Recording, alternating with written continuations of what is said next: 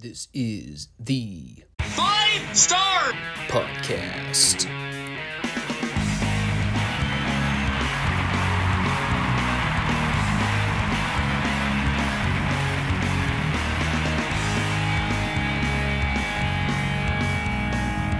Let me talk to you.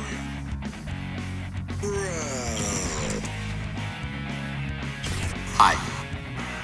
What do you guys want to talk about?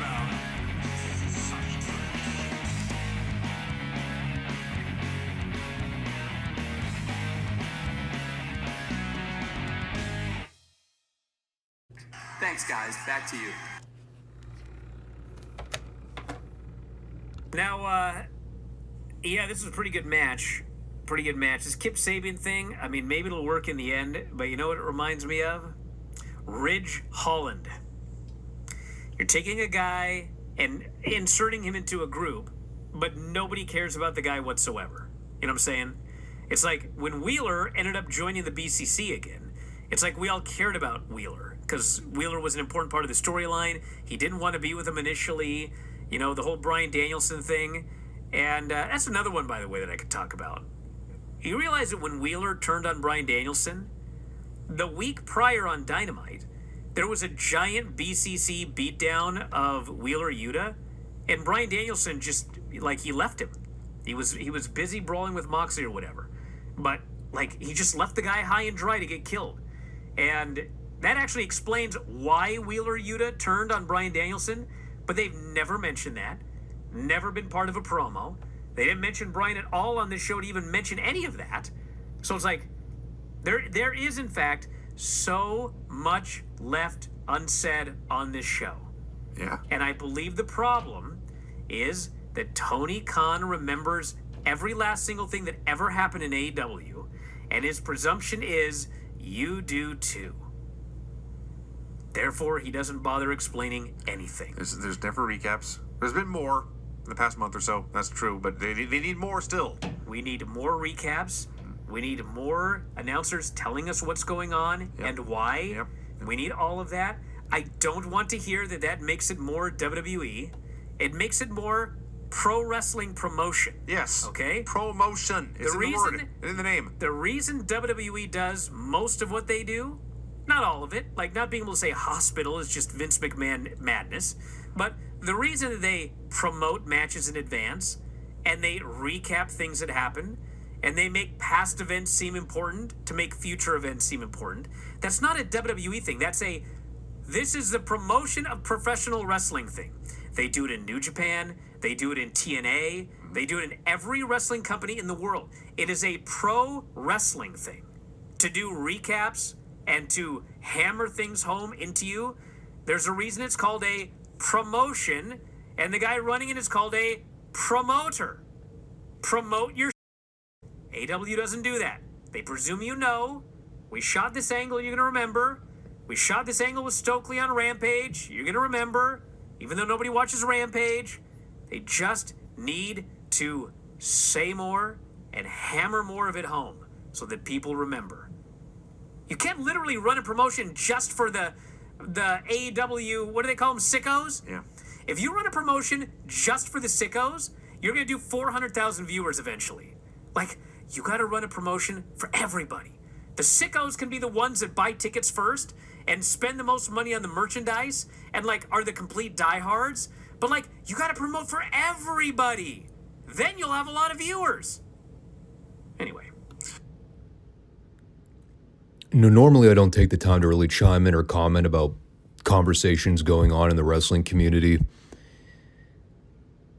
But this topic, for whatever reason, seems to be very popular at the moment. So I figure I'll throw my 2 cents in. Because I actually have a lot to say about it. And let me start by saying this. Nothing in that audio clip that you just heard from Bryan Alvarez was inaccurate. I agree with about 99% of what he just said. It's literally stuff that I talked about on this channel 2 years ago when the AEW Dynamite reports were a consistent part of the weekly podcast.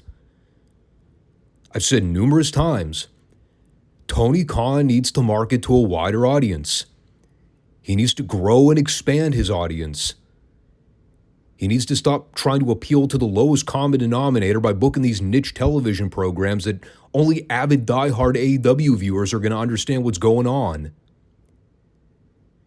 These are not uncommon complaints that you already haven't heard from podcasters like Jim Cornette or Eric Bischoff. So, of course, well, then the obvious question that people have, why now? Why is this something that the Wrestling Observer is only now covering as a major talking point? When we know for a fact this has been a recurring problem with AEW booking since the very beginning? Well, the answer is things have only gotten progressively worse with this product since the CM Punk firing. Remember, a couple years back, I talked about how the honeymoon phase with AEW was over. That people were starting to wake up to a lot of the realities about just how bad things are.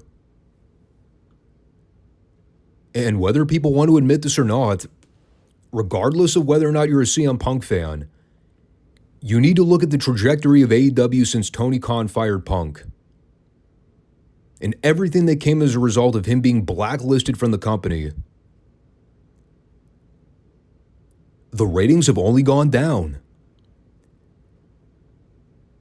And they've only recently gotten even worse. Now, to the point where even Dave Meltzer has to talk about it publicly. And that guy will defend Tony Khan through thick and thin. He'll make any excuse to defend Tony's horrible booking and awful promoting skills. But even in that clip I just played, I still think there's a major disconnect with Brian's evaluation of the current booking problems with AEW.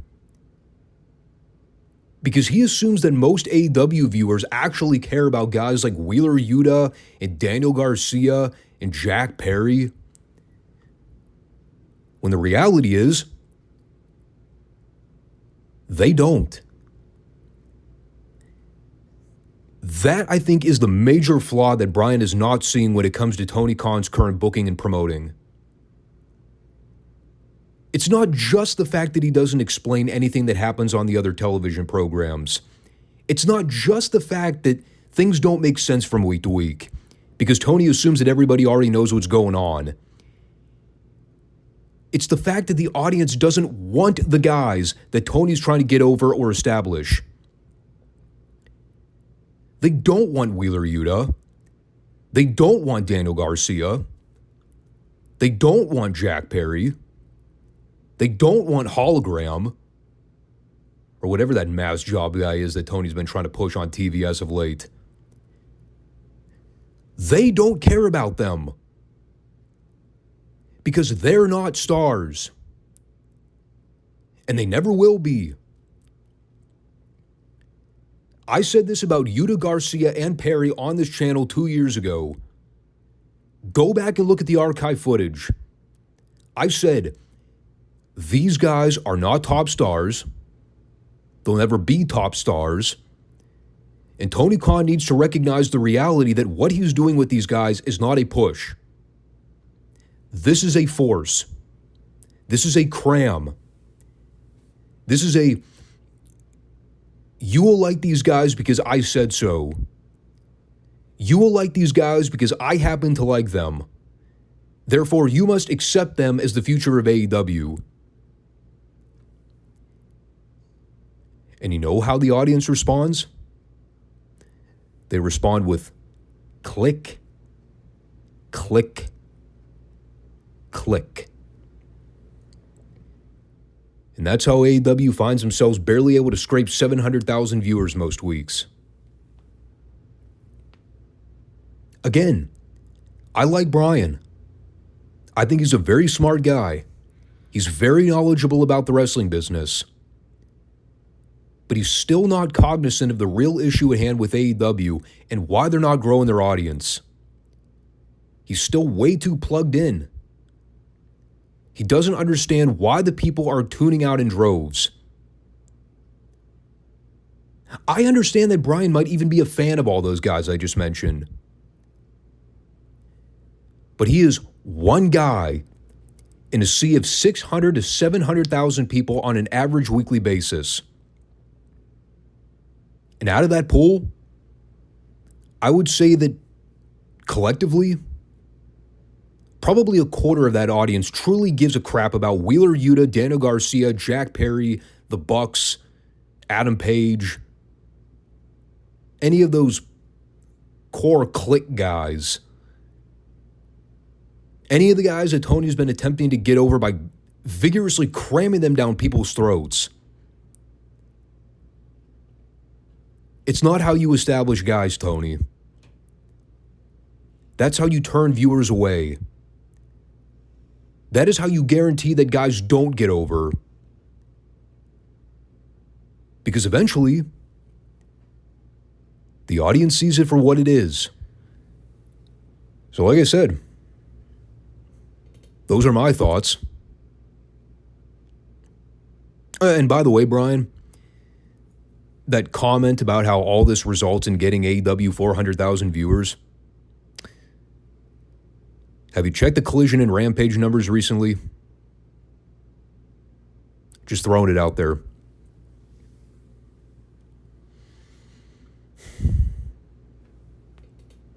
I still think the single most damaging thing Tony Khan ever said publicly in a statement, I book for the sickos.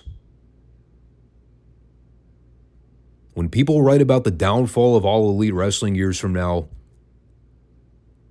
that quote is going to be screen capped on the front cover, dude. So there's your bi-monthly AEW report from the 5 Starr Wrestling Report podcast. Product still sucks. Nothing's changed since the Punk termination. And it truly doesn't look like I've missed a whole lot since I stopped doing the reviews a year and a half ago.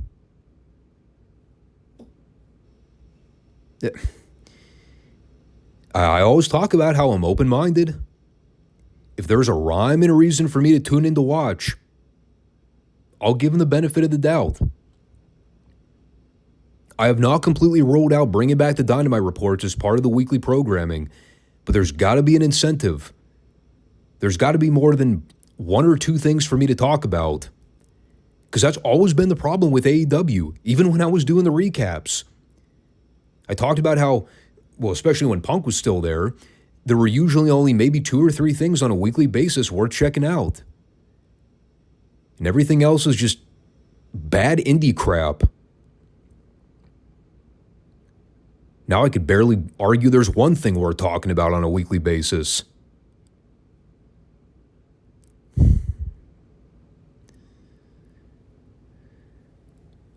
So now we're going to flip the script and talk about WWF. Because Lord knows I was in the mood this weekend for some crappy retro content. It was probably good timing that I brought up the AEW situation, because it set the mood for what I'm about to talk about today. As always, make sure you guys subscribe, comment, like the show if you have not already. The FSWR podcast is here on Mondays and Fridays, YouTube and Rumble.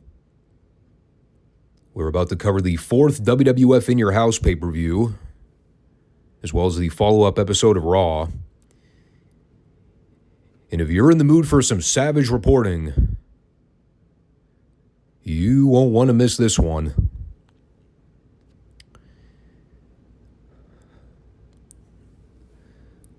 I think I just may have watched the worst pay-per-view of all time. But other than that, I thought the show was all right. No, I'm serious. This actually might have been the worst pay-per-view I've ever seen in my life. SummerSlam 95 ain't got nothing on this shitty debacle. WrestleMania 11? Please. At least that card had Razor versus Jarrett. I mean, I already thought things were bad by the time we got to the main event. But that main event, Jesus Christ. And you know what's funny too? I actually remember reading reports years ago about Diesel versus British Bulldog, and like how Vince was so angry about the match, he legitimately took off his headset and slammed it on the announce desk mid-pay-per-view. I don't know how I forgot about all that stuff. But then I saw the match. First thought was, yup. I can see why Vince was over it.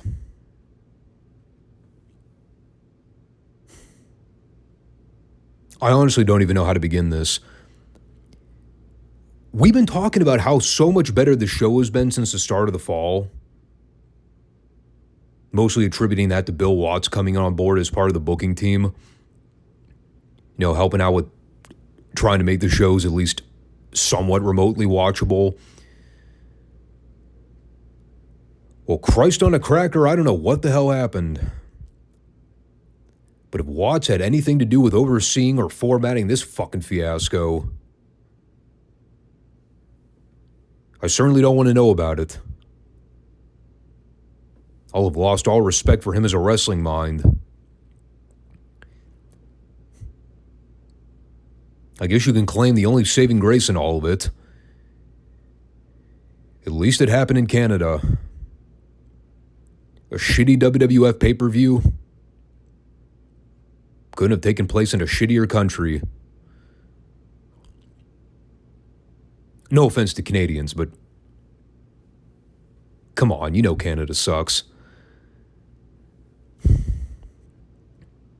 Now, obviously, if you've been following the Retro Raw reports, you know, we've talked pretty extensively about the Shawn Michaels story, everything that resulted with him getting stripped of the Intercontinental belt, the bar fight in Syracuse, him getting his ass kicked in the parking lot, throwing the whole card into disarray because they couldn't do the intended Shawn versus Dean Douglas match.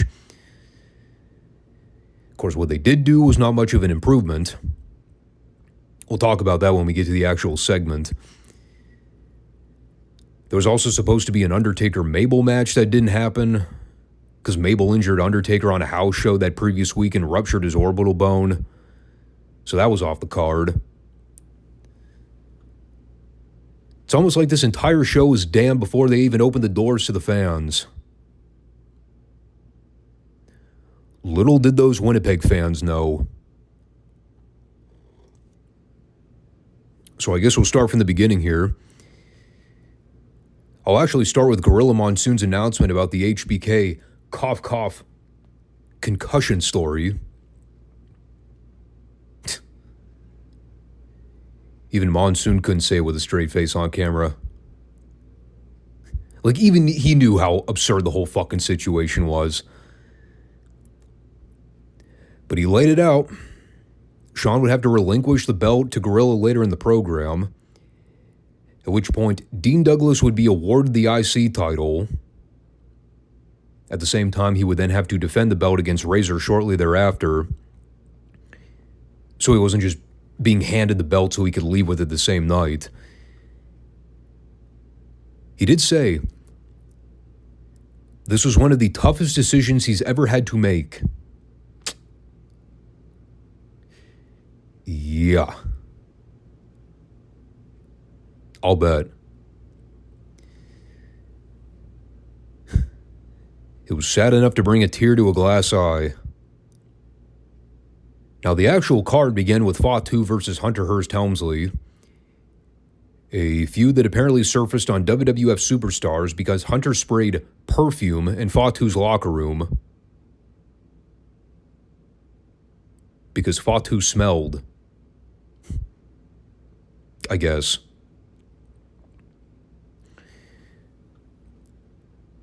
I still have no clue how the hell Hunter ever recovered from this gimmick. Oh, wait, never mind. That's a lie. He boinked the boss's daughter. How silly of me to forget that. This was, I believe, the first time I saw Hunter take his signature turnbuckle bump where he flips over the ring post and falls out to the floor. So he's at least progressing in terms of defining his moveset. His punches still look like garbage. God, he was giving Fatu these whiffing blows at one point. Came nowhere close to actually making contact. I mean, aside from my criticism of Hunter's bad punches, there's nothing technically wrong with the match. It was a Triple H match, so I had to fight the urge to fall asleep a bunch of times. But they had a clear-cut booking formula with what they were doing with Hunter at this point. Pretty much his entire career looking back. I mean, once he figured out that he really only needed 4 moves as opposed to 8, you're basically just sitting around waiting for him to hit his pedigree. And evidently he wins. You know, at this point, they're running with the whole undefeated streak where Hunter's just kind of blowing through mainly prelim guys. Obviously, as we head into 96, you can start to see Vince's vision of wanting to have Hunter win King of the Ring, looking to eventually elevate him into IC title status. That was until the infamous curtain call that forced him to switch plans entirely. But again, you could at least map out what Vince wanted to do with him.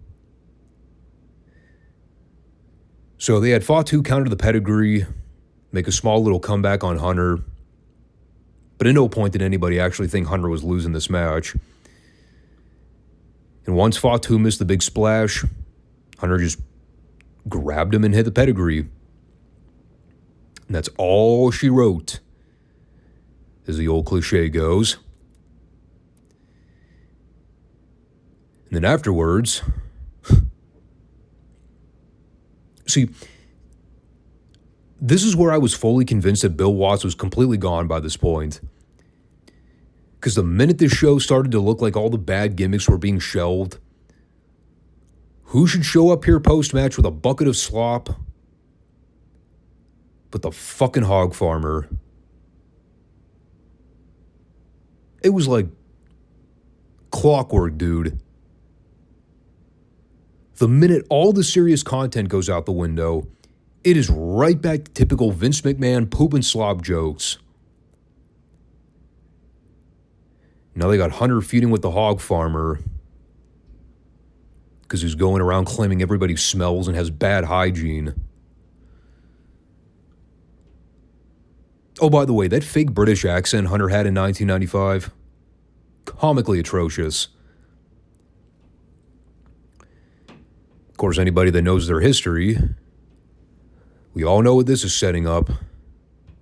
The infamous fucking hog pen match.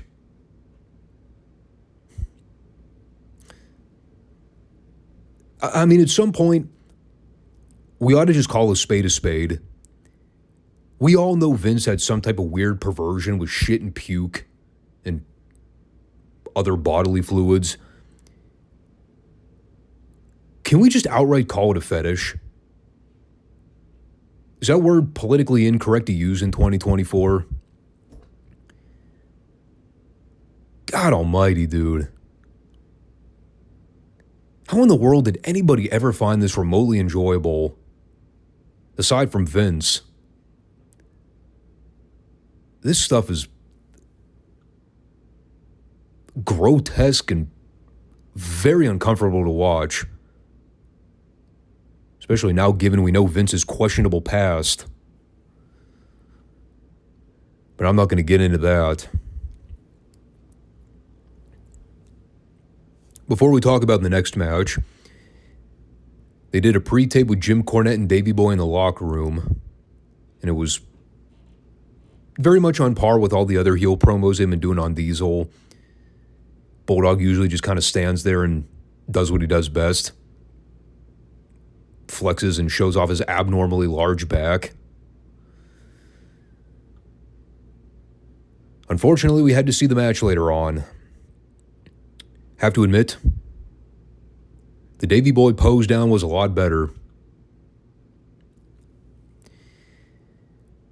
But that brought us to the Smoking Guns versus Razor Ramon and the 1-2-3 Kid. Sean Waltman looking like the world's biggest tool in that matching Razor gear. which I'm pretty sure is what they were going for. I also liked Vince's comment about Billy and Bart as they were coming down. He goes, "The smoking guns have sure been smoking."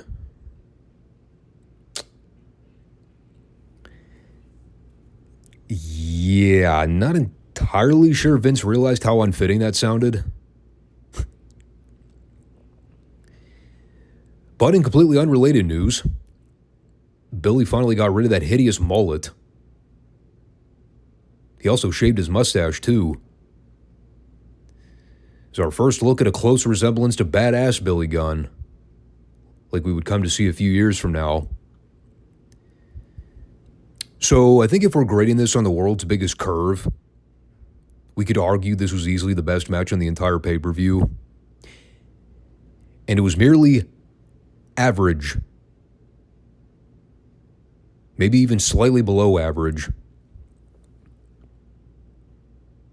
I spent the entire match trying to figure out who the hell the babyfaces and heels were. This was so bizarre. I could have sworn the Guns were babyfaces, but the crowd was totally in the camp for Razor, and I guess the 1-2-3 Kid, even though the Kid's been towing the line as a heel anyway, because he's about to break up with Razor. So the Guns wound up becoming de facto heels for most of the match, even though they weren't technically working as the heels.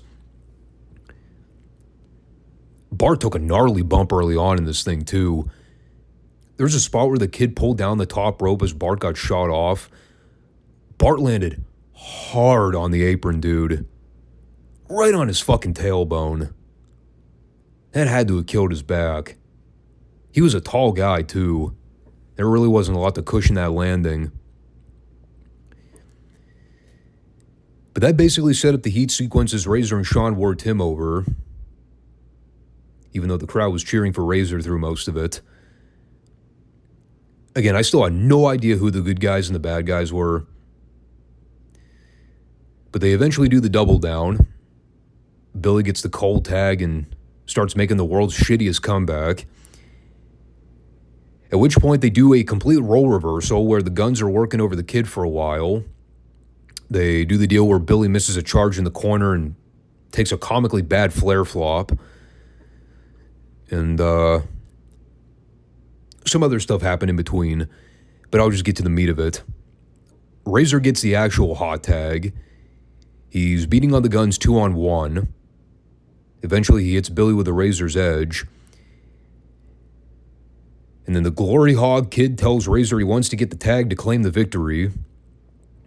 So like a complete buffoon, Razor's like, "All right, kid, I'll throw you a bone."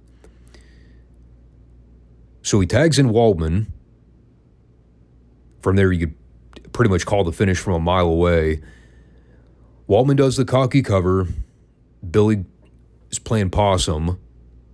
So he jackknife cradles the Kid and gets the win. And while the Kid is throwing a tantrum in the ring, he tells Razor to pound bricks. So Razor tries to leave, but then the Kid snaps and turns into the fucking one Kid Warrior. He's beating up Billy and Bart by himself and clearing the ring of both guys. He steals the tag belts. It was the most ridiculous visual in the world. This fucking puny 5'6" guys beating up two guys twice his size. So then Razor comes back and has to be the conscious of goodwill. And, well, cooler heads prevail. Kinda. So in essence, you could basically call this a babyface match. Except the one babyface was already teetering on a heel turn to begin with. So he was the outcast. But more importantly, you can clearly see what they're setting up with all this. In all honesty, this was probably the best Smoking Guns match in their entire run as a team. Happened, what, 2 years into their run? It had to happen eventually, I presume. So, yeah. An average Raw match on a WWF pay-per-view. That was hands down the single best match on the card.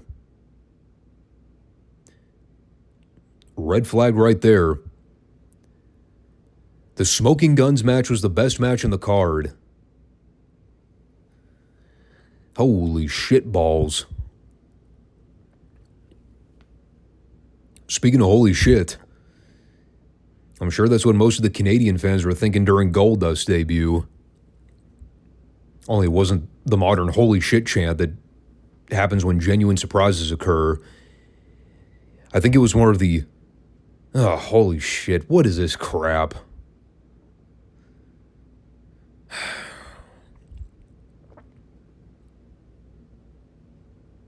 I mean, look. There's obviously a lot I could say about Goldust versus Marty Jannetty. Obviously, I love Dustin Rhodes as a talent. He's a tremendous guy, incredibly hardworking. You know, the simple fact that he was wrestling up until, I think it was just this past year, right? I know he was contemplating retirement at one point, although I don't know if anything was ever official in terms of him announcing a retirement date. But it is a testament to his work over the years, especially the ups and downs with his physical conditioning throughout his career, the drug issues. He's been through the trenches a time or two. Look no further than his TNA run. Most people, I don't think, want to, myself included. Albeit, it is hard for me to talk about the Goldust gimmick in 2024 because it's gone through so many moderations over the years. I mean, when it started, you could clearly tell Vince was going for the androgynous type personality, kind of towing the line where you didn't really know whether or not he was gay. It was just sort of suggested in his mannerisms. And as they continued to push, they were testing out a lot of different things in his matches. It never bothered me as a kid. I mean, quite frankly, I wasn't even old enough to understand the indications. I've known plenty of gay people throughout my life. None of them have never acted or behaved like this. It was just a wacky WWF gimmick turned up to 100. Kind of like Adrian Street, but not the same. Now, certainly by today's standards, I mean, you could say, hey, this Goldust thing was 20 years ahead of its time. I think people now would look at a Goldust gimmick and be like, yep. I mean, I see people like him pretty much every day on TikTok. Nothing out of the ordinary, pal. And it's sad. I think what bothered me the most, and again, this is years later when I got a little smarter to the business, knowing that he was Dusty's kid, you think back to when Dusty came into the WWF, the whole polka dots thing, which is critically renowned. Was it Vince intentionally getting back at Dusty for all those years of warring with Jim Crockett Promotions? Was it because Dusty didn't go to the WWF right before the national expansion when Vince wanted to bring in Dusty and make him the top guy? This is all stemming from a very interesting segment I heard on Cornette's podcast with Brian Last. You know, they talked about the idea of Dusty being sabotaged with a polka dot gimmick later in '89 because Vince held a grudge all those years of Dusty turning Vince down back in '83 or whatever year it was, when Vince was trying to find a new top babyface to replace Bob Backlund. Obviously, that didn't pan out, and he went with Hogan. The rest is kind of history.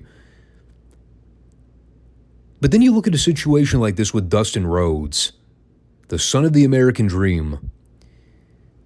Do you make the argument this is just another one of Vince's bad gimmick ideas that ran rampant through the early to mid-90s? Or do you argue he intentionally gave Dustin this gimmick because of the fact that he was Dusty's son. I mean, remember several years back they made Cody Stardust? And like the whole idea behind it was Vince thought Cody was boring on his own and would never get over as himself. So he needed a character to better establish himself with the audience. Like the whole thing was such bullshit. And everybody knew it. I think historically, that's why I've always kind of had a negative opinion of the Goldust gimmick. Not because Dustin didn't pull it off, but because I always kind of saw it as Vince McMahon yet again being petty and childish, trying to sabotage another really talented star just to spite somebody he had a vendetta against. And like in this case, it was just a misfortune of him being Dusty's son. It wasn't anything Dustin Rhodes did. I mean, he just happened to be related to the guy that Vince had a problem with throughout most of the 80s and 90s. I don't know. Maybe I'm overthinking it like I always have a tendency to do. It's just always something that bothered me. It's why it was sort of a shocking revelation when Dustin showed up in AEW several years ago as himself. Then he and Cody had the best match in AEW history that still hasn't been topped to this day. Like, for the first time ever, new fans, old fans, we got to see a version of Dustin that we had never seen in over 20 years of watching him as an on-screen performer. In WCW and WWF, TNA. He was literally him as himself. And it may be my favorite version of Dustin. Him working as an authentic, serious pro wrestler. An extension of his own personality. The son of a legend. No makeup or gimmicks attached. And sometimes that defines people, man. Sometimes you don't need all the glamour to be special. Sometimes you can get over by just being, again, an extension of your own personality. We've seen it time and time again throughout the business. So with that, now that I've spent 10 minutes talking about Goldust's career, this was interestingly the least androgynous version of Goldust I think we would probably see under this current incarnation, if you will. I mean, he wasn't as grabby as we would eventually see down the road once they really cranked up the gimmick.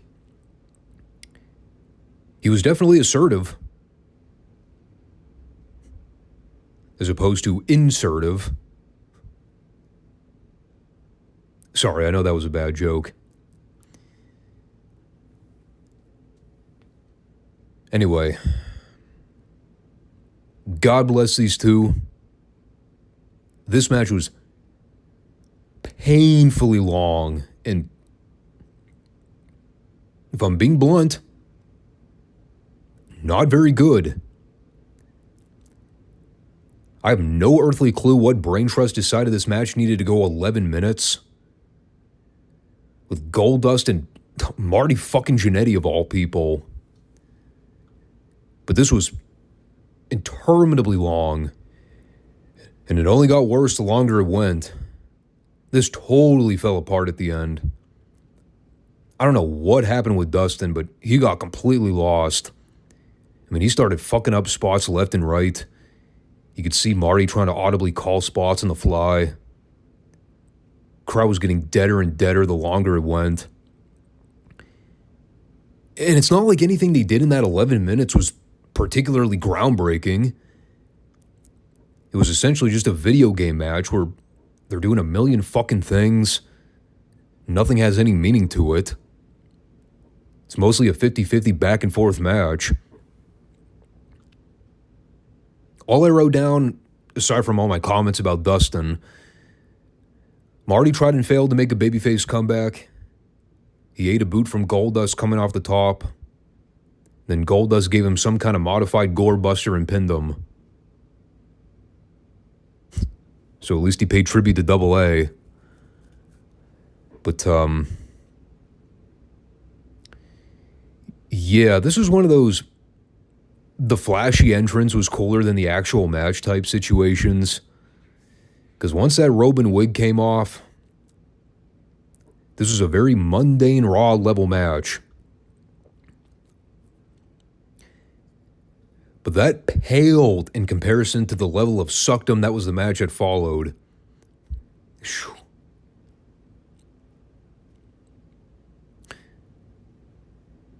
I just want you to stop and think about this for a minute.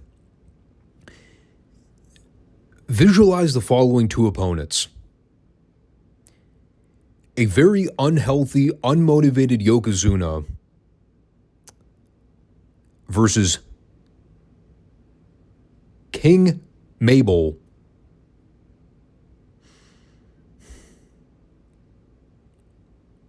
Okay. Now that you've pictured both those two combating each other in a pro wrestling bout, yes, it sucked every bit as much cock as you thought. They lumbered. They staggered. They ran at about the speed of drunken sloths. The biggest loser of the match, aside from the fans, I determined was the wrestling ring. Having to hold the weight capacity of these two fat asses. And look, I'm trying to be snide. This is not a shot at Mabel or Yoko. I know they're both dead. I'm not spitting on their grave or anything, but Jesus H. Christ, dude. Who the fuck thought anybody would want to see this match? I didn't even want to see Mabel versus Taker when they first advertised it. But when they announced this as the replacement match on Raw, the go-home show, I immediately knew how god-awful it was going to be. Didn't take a fucking rocket scientist to figure that one out. I just didn't think it would somehow be worse than I was expecting. Yoko got totally blown up at the end. There's a spot where Mabel tries to give Yoko a bulldog, but Yoko didn't bump. So Mabel lands right on his ass, looked like a total idiot. And then to make the situation worse, Yoko, realizing that he screwed up the spot and was supposed to bump for the bulldog, he just casually falls out to the middle rope to the floor. To the point where even the Winnipeg fans were laughing at it. Like, what the hell is this? So both guys are on the floor. Mabel gets posted. The ref, meanwhile, is counting both guys out. And I don't even know what the hell they were trying to do with this finish, but God, it was horrible. All I remember is I looked up at the hard cam. Jim Cornette is laying flat on his back like a turtle. The presumption being that Mo shoved him or something, even though we never saw it. So then Yoko casually falls on top of Cornette like a tree stump. And while Yoko is laying on top of Cornette, the ref counts both guys out. And the crowd shits on the finish. Actually, Vince summed it up on commentary, although very understated. A less than stellar matchup.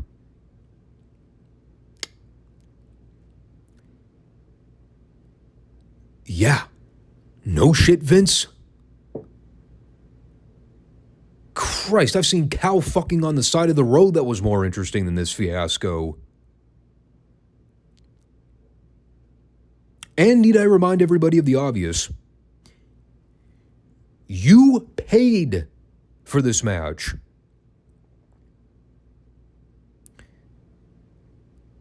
God, this match alone earned everybody a 50% refund on their tickets.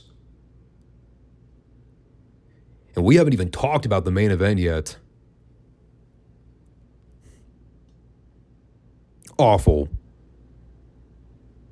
Just awful. Speaking of awful, now we get to talk about the IC title situation. The day HBK lost his smile, even though that was actually like 2 years from now. This is actually the first time Shawn lost his smile. The undocumented moment. The moment where he had to forfeit the IC title for being a bitch and losing a fight to a Marine vet. I mean, having to forfeit the title due to a concussion. Sorry, I don't know what prompted that original thought. And of course, Shawn comes out here. His right eye is almost completely swelled shut. His retina is entirely red. And they're spending several minutes milking the thing where he hands the belt over and walks off all dejected. And right at the point he's about to hand the title to Monsoon, Dean snatches it away from him and starts posing around the ring with it. This is where I wrote, Douglas is going to relish this moment for all it's worth, especially considering what he had in store a few minutes after this. And I remembered bits and pieces of this angle. For some reason, I had it in my head that Shawn actually gave Douglas a super kick right before he left. But that didn't happen here. No, he just left the ring and made a slow departure to the back, while Douglas posed around the ring for another couple of minutes. And, well, then they cue up Razor's music. Pretty much takes the fight to Douglas immediately. At which point, he proceeds to beat the shit out of Dean Douglas for like 90% of this match. 70% of which was him just cranking on Douglas in a stationary arm hold. But the point remains, Douglas got his ass handed to him here. To the point where, as you're watching Razor beat on him, you're like, did Dean Douglas piss in Vince's Cheerios or something? It was a pretty one-sided beatdown the whole way. Like, it had to be a swerve. There's no way Douglas actually loses this match. I mean, he has to at least find a way to cheat the win to maintain his credibility. Like, Razor's dumping him out to the floor, dumping bottles of water over him. Like, Dean legitimately cannot muster up any offense. There was one spot where he backdropped Razor out to the floor and had the advantage for all of like 3 seconds before he got cut off again. He also gave Razor a very nice looking dropkick at one point. But then we get the incredibly overbooked shitty finish here. On a pay-per-view chock full of bad finishes. So Razor gives Douglas the atomic drop. Both guys are laying flat on their backs near the ropes. You kind of see Razor drape an arm over Douglas's chest. And as the ref goes to count the fall, Douglas slides his foot under the bottom rope. But the ref doesn't see it. So the ref counts 3. And like at first glance, it doesn't look entirely obvious that Razor actually had an arm over Douglas. So there's a bunch of confusion as to what the final call should be. But it is declared. Razor is the winner and the new champion. Which means that Dean Douglas was the Intercontinental Champion for approximately 2 minutes. At which point, he was savagely destroyed and decisively beaten for the belt on the same show.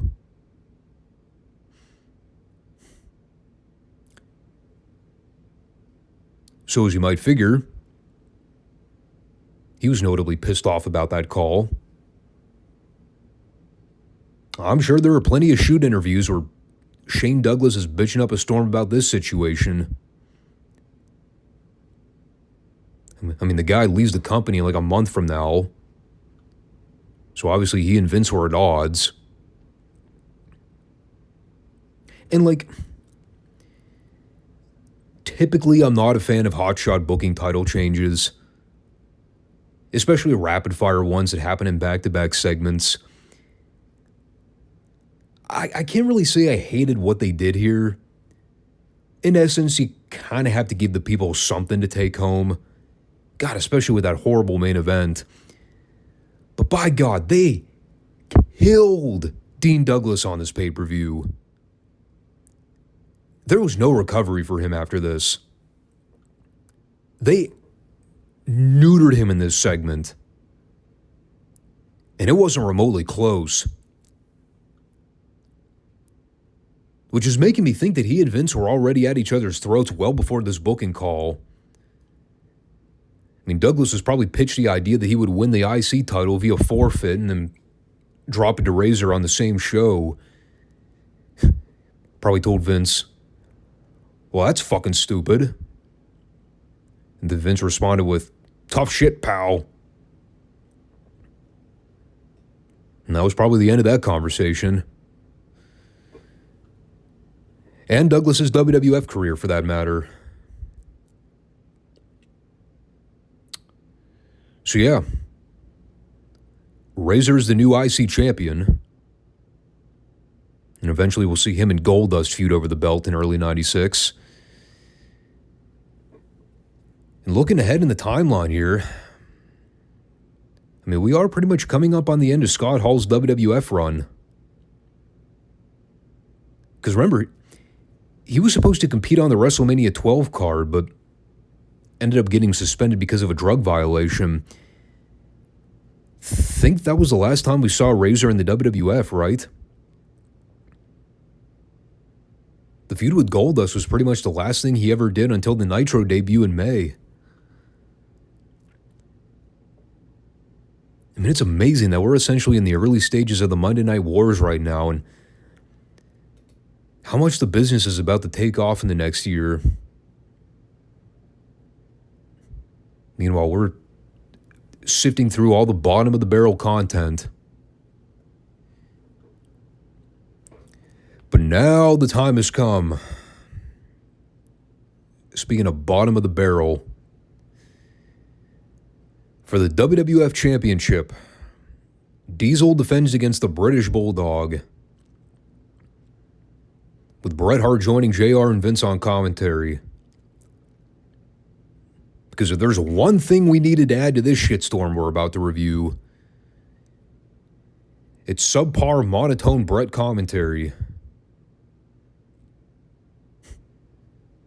I couldn't determine what was worse.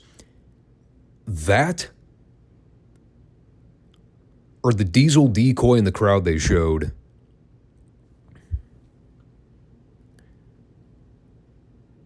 Good Lord. To think somebody went through all the trouble to look and dress like Kevin fucking Nash.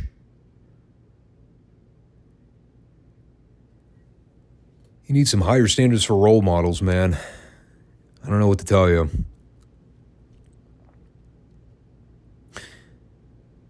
All right. Been building to this one for the entire recap. Was it as bad as I was making it out to be? Was this actually the worst pay-per-view main event I've ever seen?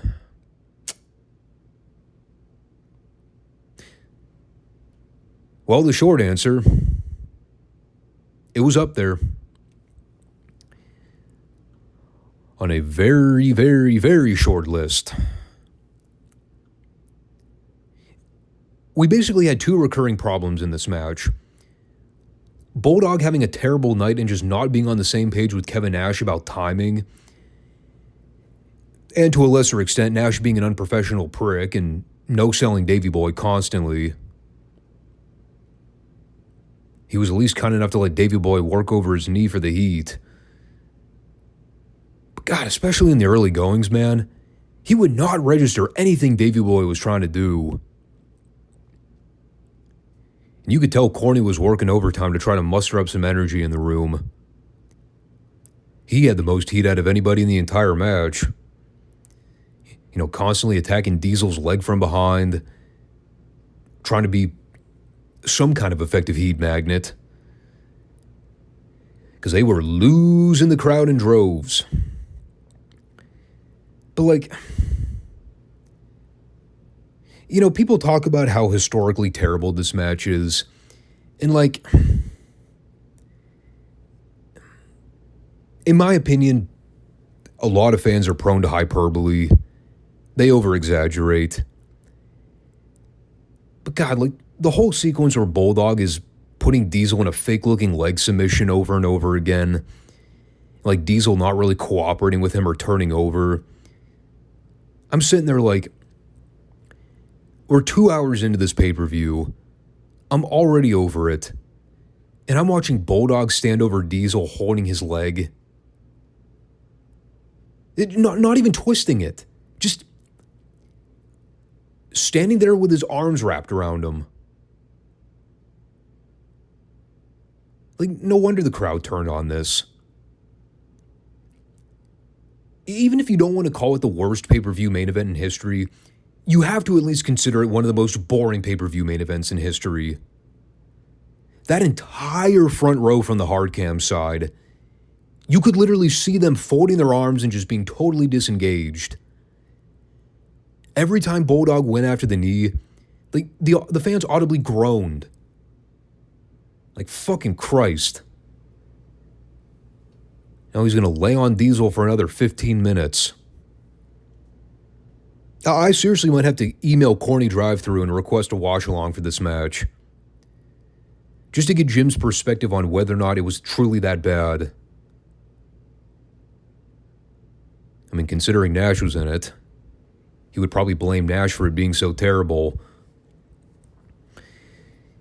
He certainly didn't do anything to enhance it. I'll leave it at that. So after about 20 minutes of leg bars and leg holds and other assorted leg submission attempts, Diesel started rallying a comeback. Oh, before that, I need to point out that Bulldog put Diesel in the worst sharpshooter attempt I've ever seen. Literally could not figure out how to grapevine the legs. It was comically hysterical. So Diesel's making a one-legged comeback. JC took a few bumps after trying to run interference, including a spot where Bulldog elbowed Corny in the head, to which Corny stood up, took a flop bump through the middle rope, and then rolled out to the floor. It was almost as great as watching The Rock sell for a stunner. And, well, remember the theme of the show, shitty finishes galore. Here's what happens at the end. After they already had done the angle earlier in the match where Diesel took a bump over the top rope and then stumbled into the announce desk, Brett tried to stick his arms out to prevent Diesel from falling over the desk. But Diesel figured that Brett was trying to shove him. So he face-palmed Brett into the chair and Brett went ass over tea kettle. Well, now we get the deal where Diesel gets posted on the floor and it's Bulldog that paintbrushes Brett over the face. So naturally, Brett throws off the headset, immediately goes after Bulldog right in front of Earl Hebner, which results in the DQ finish, as well as the post-match brawl between Diesel and Brett. Because from Diesel's vantage point, having not seen Davey Boy slapping Brett, he figures that Brett just hit the ring and interfered for the fuck all of it. So, I mean, that was at least clever in terms of the way they concealed all that. But it came at the expense of everything else that happened in the match, and yeah. 'Twas asshole. The smelliest, darkest, hairiest part of said asshole Think about it. That's bad. Now, obviously this is setting up Brett and Diesel for their feud. Subsequently, Diesel's heel turn and Vince finally recognizing that this experiment has long since failed. So we are about to see a major regression for Nash in the pecking order of WWF. Naturally, he's got one foot out the door along with Razor anyway. I can't really pinpoint this specific match as the moment Vince realized that he needed to move on from the Diesel experiment. But this did not help Nash's cause. I mean, I'd encourage people to go watch it for themselves to see how bad it was, but that seems rather unethical. God, and after the previous matches we already saw in the rest of the card, which were also bad. I'm telling you, man, this was easily the worst WWF pay-per-view I think I've reviewed yet. I will even say, worse than WrestleMania 11, worse than SummerSlam 95. Just awful. There are no redeeming qualities about it. God, and especially coming off that month of relatively good television. What a slap in the face this was. We were right back to everything we loathe about WWF programming in the mid-90s, brother. Sure enough, it carried right over into the following night's Raw.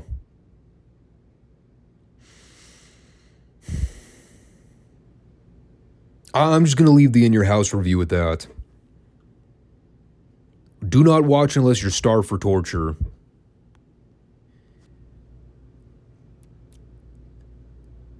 I also wouldn't recommend watching Raw unless you're starved for torture. But that's just on general principle. Partially kidding. Unless it's a segment involving CM Punk. Would highly recommend not watching Raw. Now, as for this episode of Retro Raw, they were in Manitoba, which I believe is north of Winnipeg. I'm not a Canadian citizen, so I'm not well-versed in Canadian geography. They're definitely venturing up into more frigid territory, especially around this time of year. And it was apropos, because good God, is this product ice cold. You know, thinking about it, I'm not sure what the travel time is from Winnipeg to Manitoba, but I don't believe it's that far. And obviously they just had a pay-per-view not less than 24 hours prior. So, at least the boys didn't have to drive 500 miles to another completely out of location venue. So, what do we got? Well, not a whole lot if I'm being frank. They opened the show with a 20-man battle royal to determine the next number one contender for the IC title. And of course, since it's WWF in 1995, where star power was already severely limited, it was essentially a job guy battle royal with a handful of reasonably okay mid-card talent. Few and far between. It was a good segment to screen cap if you were going to try to explain to somebody, here's the kind of bullshit that was going on with WWF gimmicks in 1995. You got almost a full gamut here, from the garbage truck driver to the hog farmer to the race car driver to the fake pirate. I think he was part of the clown posse here. Ironically, I don't think Doink actually made an appearance here. You know, it also had the deal where they were still bringing out a bunch of other names as they were playing the opening VTR. So you pretty much instantly knew that anybody standing in the ring without an entrance was immediate fodder. I know Marty Jannetty, Sid, and Isaac Yankem were the only three to get actual entrances. Of those two, Sid and Jannetty being the only ones that got to do inset promos. Sid's was awesome, because it was Sid. Jannetty's was terrible, and... well, not Sid. Therefore, it sucked. I mean, the one guy I actually felt sorry for in this whole segment was the guy standing outside the ring for the entire bout. Jim Cornette. This is truly what his career has been relegated to. 10 years after he was at his peak in the business. He went from managing the Midnight Express and the Heavenly Bodies. Now he's a geek manager standing outside the ring surrounded by a bunch of other geeks. And like, I mean, I could single out every elimination in this thing and go bullet point by bullet point of a rundown with what happened. Why bother? I've reviewed countless battle royals before. It's the same story every time. Especially when you're dealing with 15 to 20 guys. It's always a matter of waiting until it boils down to the last 3 or 4 before there's anything remotely interesting to talk about. I mean, you're just kind of waiting for the ring to clear out because it's mainly a bunch of dweebs standing around not doing much of anything. The most telling elimination in this whole thing I thought was probably Isaac Yankem. Not only did he not make it until the final 4, they didn't even capture his elimination on camera. They had to show it to us via replay. Keep in mind, that same guy just main evented Raw last week in a cage match with Brett. A week later, he's a random body getting dumped out during a battle royal.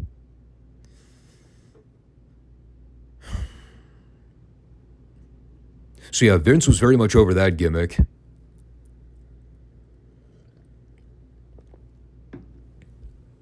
Even fucking Sid didn't make the final 4.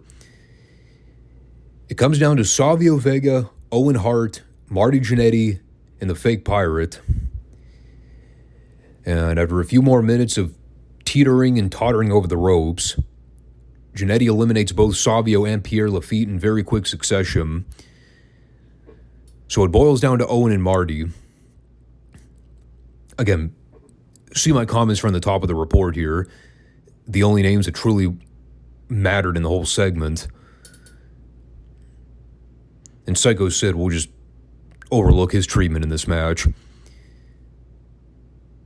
I mean, the wrestling with Jannetty and Owen was good. I'd have preferred just seeing these two guys wrestle a straight match to determine Razor's opponent, instead of doing a meaningless battle royal where they just wasted 15 minutes of airtime with guys nobody gave a crap about. So they do the spot where Marty gets dumped out to the floor through the middle rope. And while Corny's pitching a fit with the officials, Jannetty steals his tennis racket and starts chasing him around ringside. But then he gets blindsided by Davey Boy and laid out on the floor, which made it easy pickings for Owen as he just grabbed him and tossed him over the top rope like a minute later. Of course, they still had to let Marty make a short, valiant comeback, even though the guy was basically rendered half-conscious. But whatever. Owen wins. He gets the title shot next week against Razor. At least they're giving me something to look forward to for next week. And he also got to do a post-match promo, stating that he beat all the best the WWF had to offer. And even better, he did it all by himself. A great condescending heel line. And, I mean, he just said he was going to prove to Razor that he's the better man. Stole Brett's catchphrase. I was mainly surprised Corny didn't do any of the talking here. He just stood by and let Owen do his promo. Didn't try to interject. Didn't have to try to say anything for him because Owen was already a naturally gifted talker. It was unique. The loudmouth heel manager was a mute during a promo segment. So then Hayes did the Survivor Series card plug. Guess they finally canned Todd Pettingill after, 2 years? What took him so long? That's what I want to know. I mean, God bless the guy, but Todd Pettingill was horrible. Blander than saltine crackers. And they just kept putting him on camera for years. Never knew when to throw in the towel. I mean, Hayes wasn't much better, but at least he was a personality. If Todd had a personality, I never saw it on camera. So, yeah. Survivor Series. That'll be the next pay-per-view venture we talk about in a little under a month. The big promotional match for that event is surprisingly none of the traditional Survivor Series elimination matches. The big selling point is Brett and Diesel for the WWF title, which they basically set up the previous night during the main event with Diesel and Davey Boy. Also, probably the moment where Vince realized he needed to pull the trigger on that title switch, because that Diesel push had long since been played out. Then we had the debut of Al Snow under what I believe was his first of 372 gimmicks in his WWF career.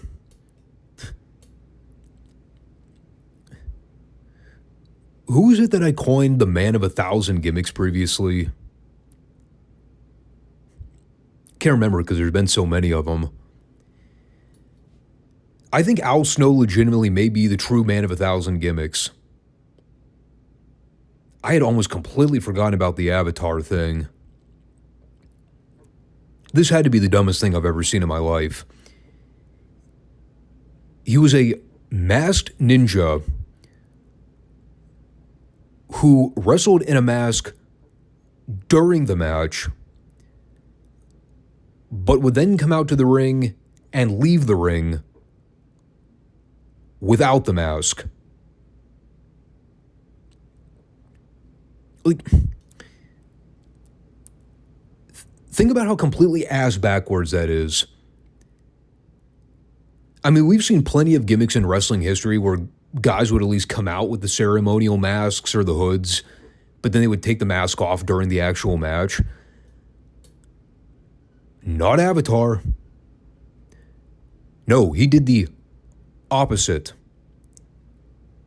He wrestled with the mask on, but would then walk out of the ring with the mask off. Why? Fuck if I know. Just to be different, apparently.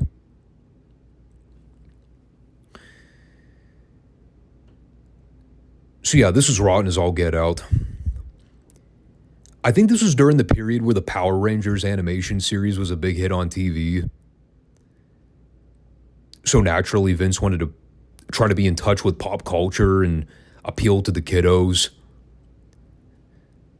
Since the kids loved the Power Rangers, they'd obviously get a kick out of a Power Ranger-inspired wrestler. Yeah, the problem is, they didn't.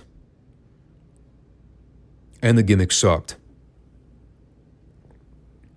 But speaking of things that sucked, this match also sucked. Fuck, this was bad. There's an entire 2-minute sequence, I shit you not, a 2-minute sequence in this match where these guys were on completely separate pages. They screwed up everything. Every spot. They blew. It started with Al Snow whiffing a super kick to the back of Brian Walsh's head. Came nowhere close to connecting. But since Brian had his back turned to Al, he couldn't even register anything because he never saw the kick coming. Then Al Snow lost his balance trying to do a crossbody off the top rope.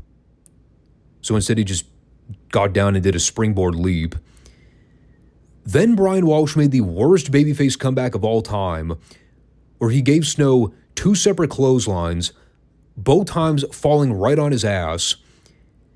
Then Walsh fucked up an arm drag takeover. This is where I wrote, Al Snow was better off in the feud with the Boss Man where he wound up eating the rat dog Pepper.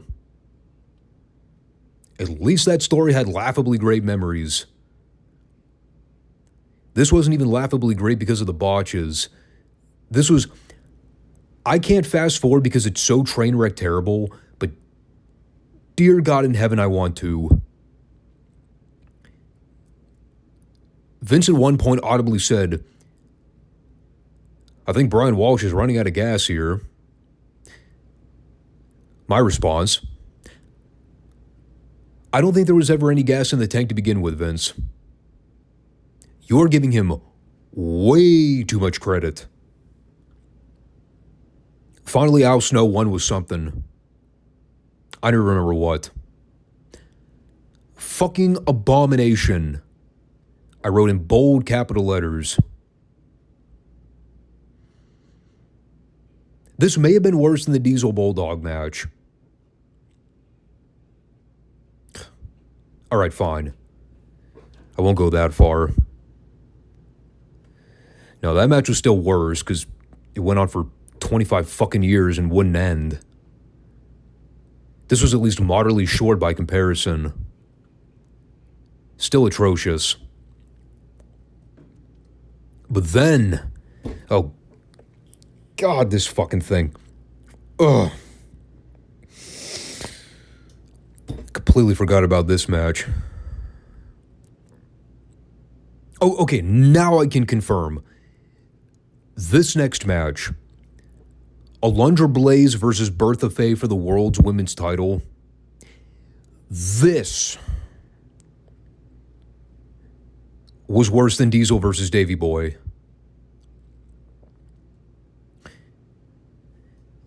Think about how depressing this is. This was WWF's women's division in 1995. These two girls, they've had somewhere in the ballpark of dozens of matches. Every single one of them has blown ass. Yet, there are no other girls consistently part of the division. This is their equivalent to a Trish versus Lita in terms of top female talent in the WWF at this point. And these two had zero fucking chemistry together. They've never had a single good match. Ever. God bless Birtha Faye. She was absolutely horrible. And Alundra wasn't a technical mastermind herself. She could get by, but she certainly wasn't a ring general. No possible way she was ever going to carry anything watchable out of Birtha Faye. So they had yet another painfully god-awful match. Birtha did all her usual slow lumbering offense. Alundra sold for like 80% of it. They do the spot where Alundra gives Birtha a head scissors off the middle rope. Then they did the manager bum spot with Harvey Whippleman, where Birtha collided into him and Harvey got knocked into the guardrail. By the way, don't ask me how it wasn't a DQ when he grabbed Alundra to restrain her in plain view of the ref. And then Alundra gave Birtha a German suplex for the pin. Now, I will be fair.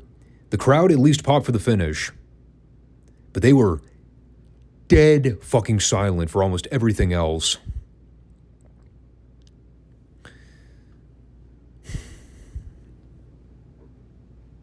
Yeah, this was awful. And to think, how long was it until Alundra showed up on Nitro and threw the women's belt in the garbage can?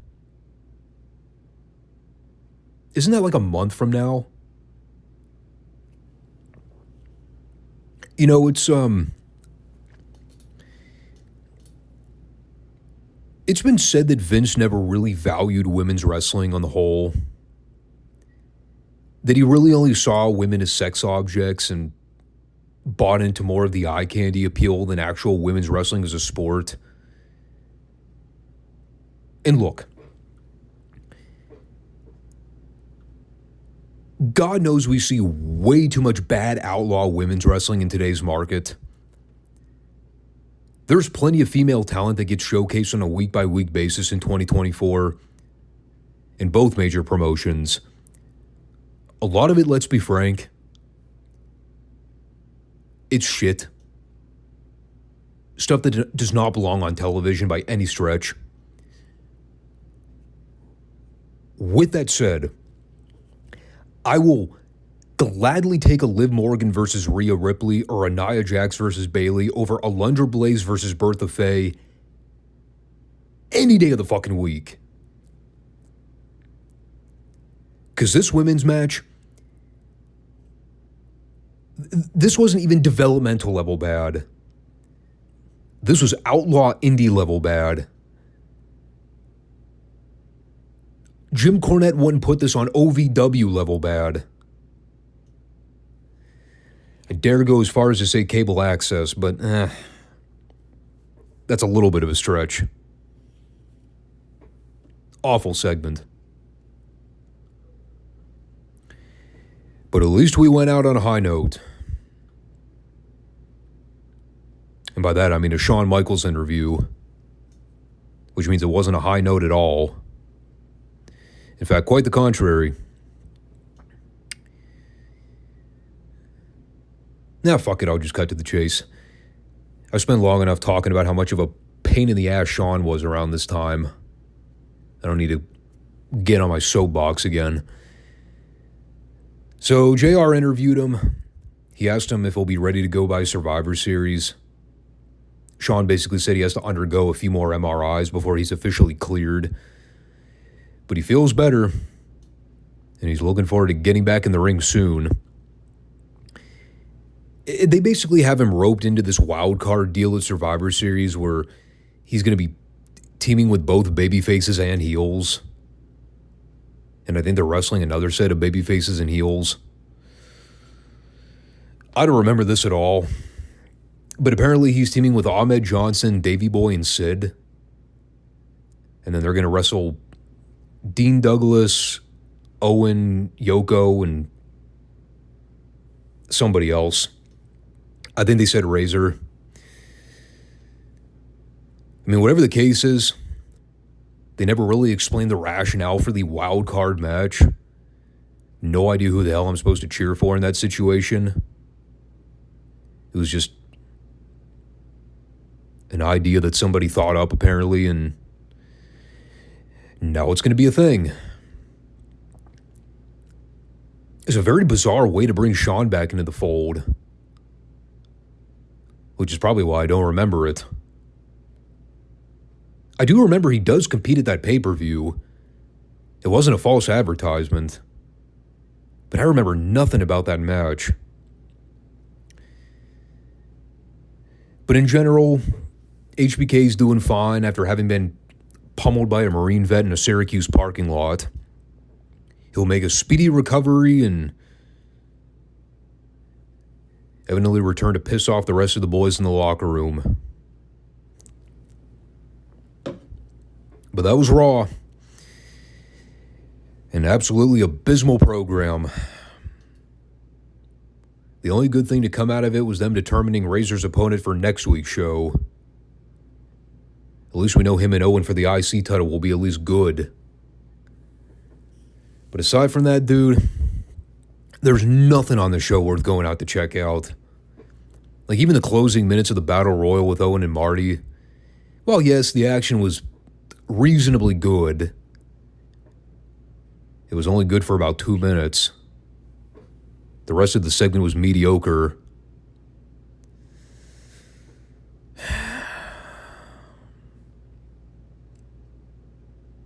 They had something going there for about 4 weeks. The shows were looking up. And then Bill Watts left. And now it's straight back to the WWF booking we've been watching for the past 2.5 years. Horrendous.